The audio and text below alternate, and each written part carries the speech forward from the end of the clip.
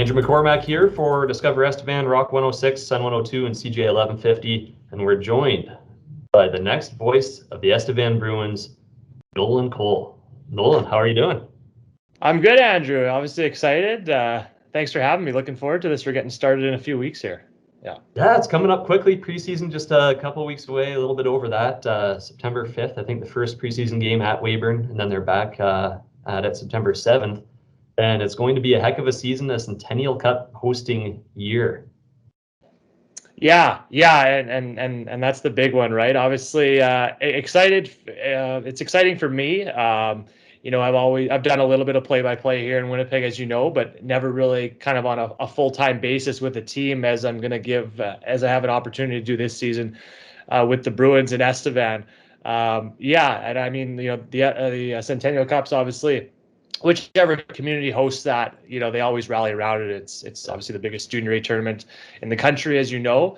So for my first season coming out there to kind of have that prize at the end of the path there coming up next May, that just adds to the excitement. And I'm sure for the team and the players and the coaching staff, it'll make for a great season for the community. And I'm looking forward to being a part of it.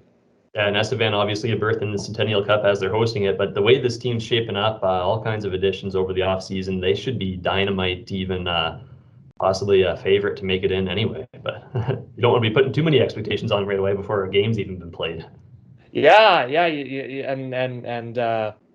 I mean, I think I've heard that they're loading up, right? And I think any team that hosts that tournament, the Centennial Cup, they're going to put a good team on the ice because players are going to want to come there for that year, right? And I haven't had a chance to look at the roster. I don't think it's been updated yet because I know camp hasn't quite gotten underway. I believe it starts next week, but I know they signed a couple of guys. Michael Sarter actually led the MGHL in scoring a couple of years ago before COVID hit, and I think he'll be out in Estevan for this season. They just signed a defenseman, 6'5" Lucas Eagle, I believe. So those are a couple of guys off the top of my mind, but I'm sure in the next couple of weeks here, they'll still start filling out that roster. Then we'll get a better idea of what the team's going to look like.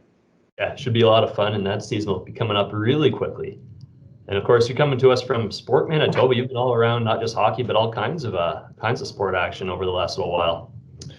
For sure, yeah. So I've done some play-by-play when I was a bit younger here, when I was in school, and the last couple of years in the MGHL. But you're right, Sport Manitoba was a little bit different. I was working in a sport environment, which was awesome.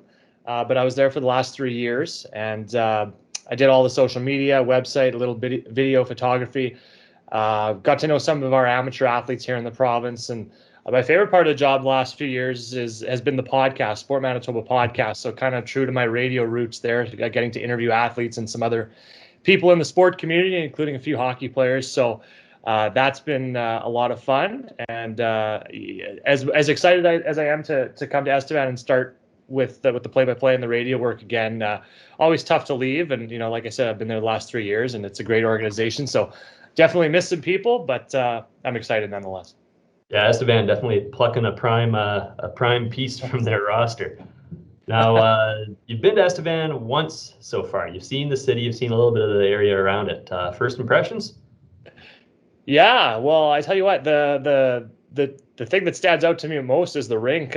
You and I went there, Andrew, when I visited a couple of weeks ago, and boy, it's a gem. It's absolutely gorgeous. And I actually went back there on the Sunday before I left just to look at it one more time. And boy, it's a special place. And I was kind of laughing to myself because I'm a big sports guy, not just watching and broadcasting, but playing as well recreationally. So there's the rink, there's the nice tennis courts behind the rink. And then there's what looks like a pretty new curling facility too, and I'm big into curling as well, coming from Manitoba. So I'm like, oh, if I have those three things, you got the rink, you got the hockey, you got the tennis, got the curling, I'll be fine. I could live here. Yeah. But no, I don't know a ton about it yet. I got a chance to check out that pizza restaurant. I think is the Tap House it's called. It was great. It's a cool spot. So I did get a chance to go for a little bit of a walk. Saw a couple golf courses. So. Saw a little bit of it, liked what I saw, and obviously, coming from a bigger city, I've never really been a part of that kind of smaller town environment, but I've heard great things, and I'm looking forward to learning more about it and settling in. I'm sure as a former classmate of yours, Rob Mann could mention you'll get to know people pretty quickly.